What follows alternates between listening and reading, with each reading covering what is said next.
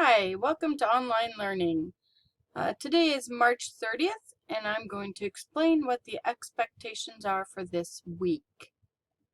So here we are on the Science Canvas page. So I want you to go to Modules. And here we have the Zoom meeting schedule and links. So you can click here, and that will open the a Zoom app where you can go to. You're going to sign in with Google. Here are some rules. You may not record any part of the Zoom meeting. I'm not recording it either. Doing so is violating the law that protects students and teachers. Posting any photos or recordings on social media or any other forums like YouTube or anything else will result in disciplinary action. Chat and video needs to be school appropriate, as well as your little avatar picture if you choose not to put your face on video. You must log in with your school email by choosing the sign in with Google option. All right, Zoom meetings are a time to check in with me. You get the assignment, ask questions, socialize with other people, play games, and more. The goal is about half an hour, but it may last longer depending on how many are in the meeting. Okay, so every Monday through Friday from 9 a.m. to 9:30, and then again 10:30 to 11, and then 1 to 1:30. Here in the weekly schedule module, you're going to find what it is, what the expectations are for the week. So March 30th to April 3rd, that is this week. All right, so in light of getting back into school spirit, I chose to do Spirit Week. So today was wearing red or black day. Tomorrow is crazy hair day, and if you choose to upload a picture, I'll share it on the Zoom meetings. Backwards day is Wednesday. Walk around your house backwards, making your family laugh. Thursday is pet or stuffy day, and then Friday is pajama day. Mondays and Fridays, you need to join a Zoom meeting, but Tuesday, Wednesday, Thursday, you don't. You can check in via email or a Zoom meeting. This is the time to ask questions, get help, and connect with others. So what is it that you're supposed to be doing this week?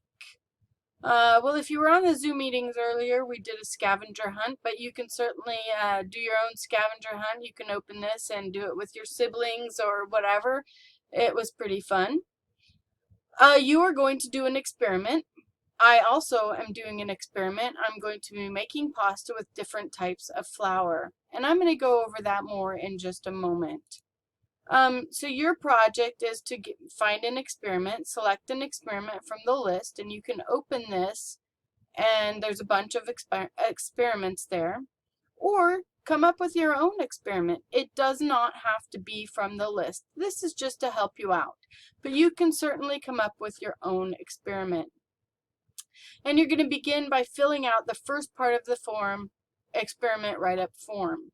So you'll open this, and this is what you'll get. So you'll write the title of the experiment, figure out your variables, write the question, hypothesis, copy and paste materials and procedure in. This is not something you have to write on your own. You can copy and paste these two, materials and procedure, and then set up your data table.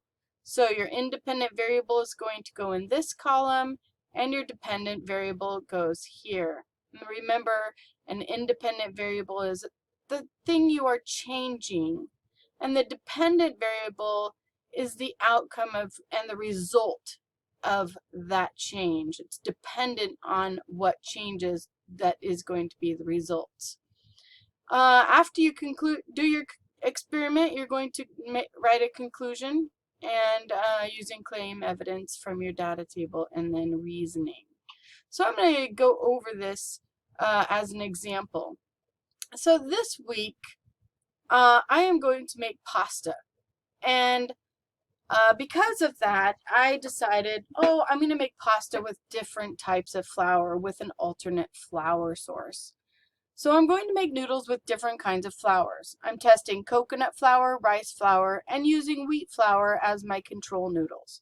So I'll make the noodles the same way, then boil them after they've dried.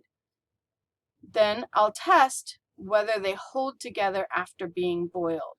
I'm not testing taste, but I'll definitely factor that in as to whether I would make them again. So the independent variable, the thing that I am changing, is the type of flour. I'm going to use coconut flour and rice flour, and then my wheat flour noodles. The dependent variable is the forming or the formed noodles. It needs to be firm and it needs to hold up in water. I'm going to rate it 1 to 5, where 1, it doesn't hold together, and 5 is it holds together like regular noodles. I don't really have another way of measuring. I can't use a ruler or a scale, but I do want to see if they are formed, so I'm going to use a rating system. The control variable, the noodles, my regular noodle pasta dough and regular noodles are what I'm going to be testing against. I already know the outcome of that because I've made noodles lots of times. I'm going to use the same amount of eggs, oil, water, and salt in the recipe. I'm also going to use the same amount of flour. I'm going to use 2 cups of wheat flour, so I'm also going to use 2 cups of coconut flour, 2 cups of rice flour. So my question, how does the type of flour affect the formation of noodles? If alternate flours are used, then the noodles won't stay together when boiled because gluten is a binder and binds the flour and eggs together, preventing them from falling apart in water. That's what I think.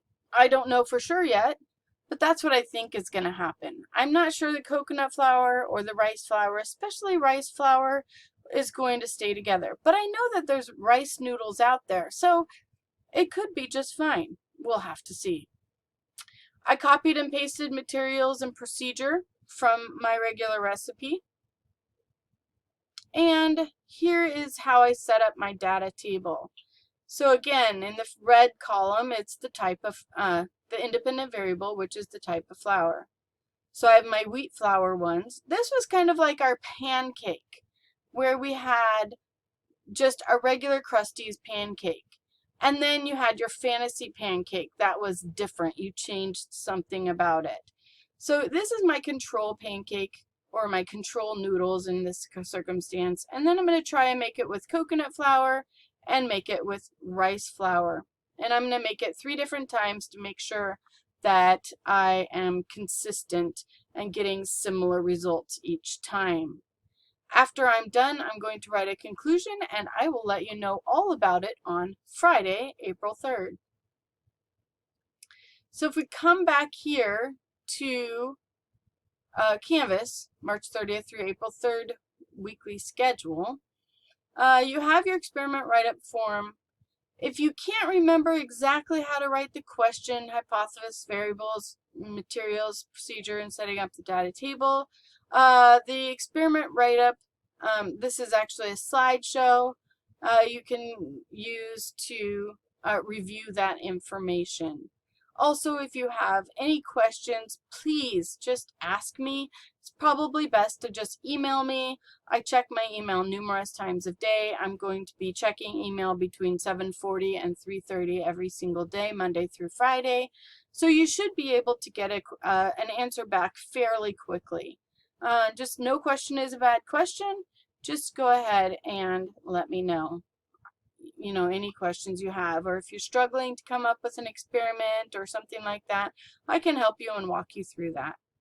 Okay, so that's what you're going to be doing this week, and have a great week.